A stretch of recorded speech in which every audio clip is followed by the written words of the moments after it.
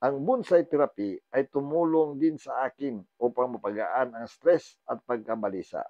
Ang pagkaroon ng inalagang buhay na nilalang ay nagbigay sa akin ng pakiramdam ng responsibilidad at kapayapaan. Hinikayat ako nito maging mas mindful na maging naroroon sa kasalukuyan, mag-focus at bitawan ang mga sagabal sa isipan. Ang bawat sesyon ay parang tahimik ng pag-usap sa pagitan ko at ang bonsai, kung saan hindi na kailangan ang salita sapagkat sapat na ang presensya.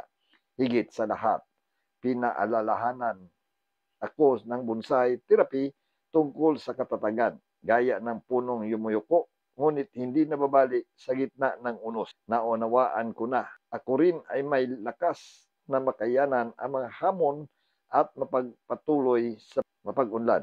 Isa itong tahimik at makanghawang gawain na nagdala ng balanse sa aking emosyon, isipan at maging sa espiritu. Sa kabuuan, ang bonsai therapy ay hindi lang tungkol sa paghubog ng puno, kundi pati sa paghubog ng sarili. Inaanyahan kayo nitong maghinom, magnilay at maghanap ng kapayapaan.